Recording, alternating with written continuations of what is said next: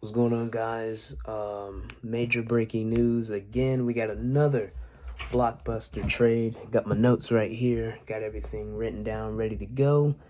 Um, so let's get to it. So we got breaking news. De'Aaron Fox, the former fifth overall pick in 2017 by the Sacramento Kings, he has been traded to the San Antonio Spurs in a three-team trade involving the Kings, the Spurs, and the Bulls.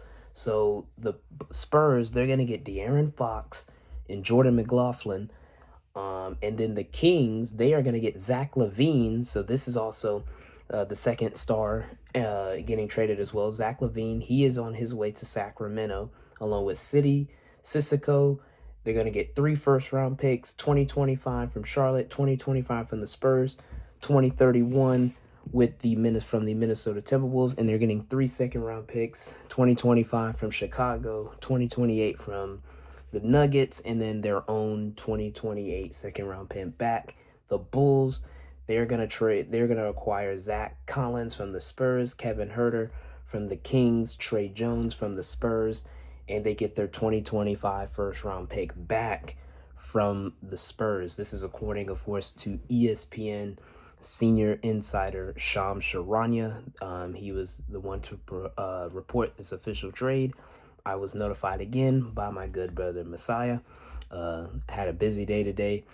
But wow. Another blockbuster trade. Obviously, yesterday we reported and obviously we gave our take on the Luka Doncic trade, and it's just crazy too. Like Luka, the Mavs again, like they only got a first round pick, and again, Anthony Davis is a great player, and that is a great player in return. But the Kings got six draft picks, multiple firsts, some players, and Zach LaVine. Zach LaVine too is a really good player. So obviously the big prize in this trade, of course, is De'Aaron Fox.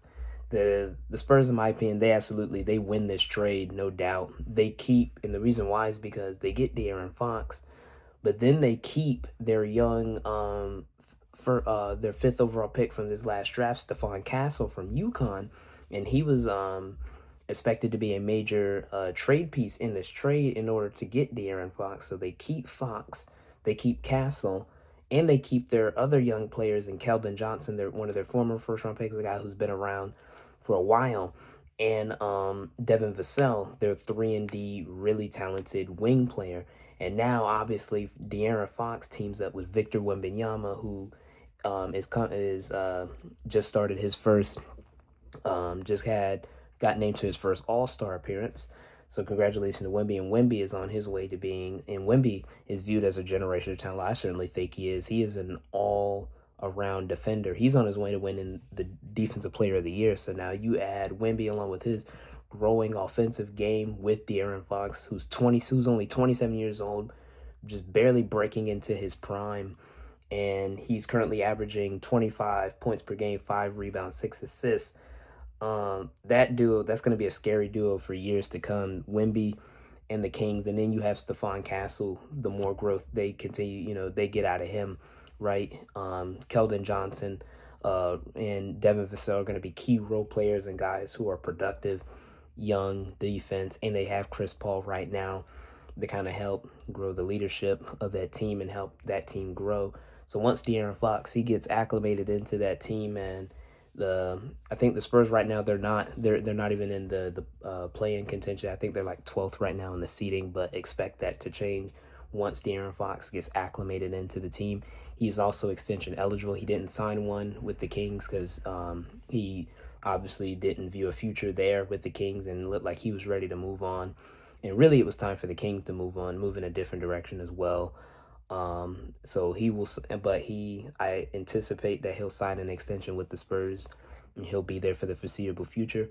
Zach LaVine is obviously the next big, guy that we talk about in this trade as well. He's finally out of Chicago, spent the last 8 seasons after being traded there in the Jimmy Butler trade. So he was in Chicago for a long time, like 8 years, the last 8 years. And Zach LaVine, again, really good player when he's healthy. Right now, he's been healthy, and he's missed the last few games, but he's averaging 24 points per game, 5 rebounds, 4.5 assists. shooting a ridiculous efficient percentage from three. So he is playing very well. Right now, the biggest thing with him has just been injuries. I think he only played 35 games last season with after having surgery on his ankle, and he's just dealt with some injuries. But when he's healthy, really good scoring guard, really great 3-point shooter that the Kings are getting. And what this shows for the Kings, one, they're this is more of a retool.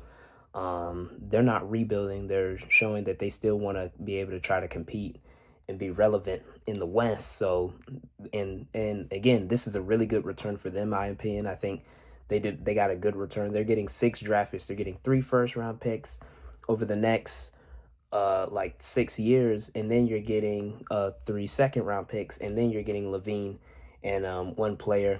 He'll probably be in like the deep end of the roster. For the Bulls, I mean, meh. I mean, yeah, you get, you get some role players. Kevin Huerter, he's a good 3-point shooter. Zach Collins is a solid role player. Tre Jones, he's a solid backup point guard. And they get their first-round pick back, but it just shows that it was really hard for them to trade Zach LaVine. They had a really hard time. Teams were not willing to trade a King's ransom for Zach LaVine. One, for a guy who his contract, he's on a 5-year, $205 million max and making over $50 million. And then obviously he was coming off the injury, so that kind of too hurt his trade value.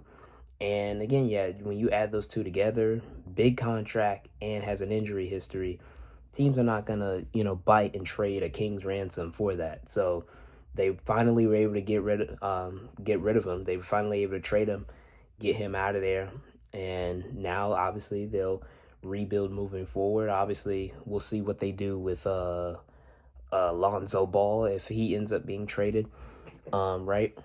If they I expect Lonzo at some point, whether that be in the trade deadline or once his contract expires, he'll be out of Chicago as well, so he'll be somewhere else. I do expect Nikola Vucevic to be on the move as well. I think Chicago's not done. Hopefully they can get a decent return for him. I'd anticipate the Golden State Warriors, if they don't trade for Jimmy Butler, they go after the big man, Nikola Vucevic. I think that would be a great fit for the Warriors too. I would really like that trade if they were able to pull that trade off. They need to do something and get some help for Steph Curry, because he's giving everything he has for that team, and he just has nobody really that is gonna help him really. Like Draymond Green, again, great player, but he's a key role player. Like, he's not an offensive threat, and he's more of a guy that initiates the offense and is known for his defense.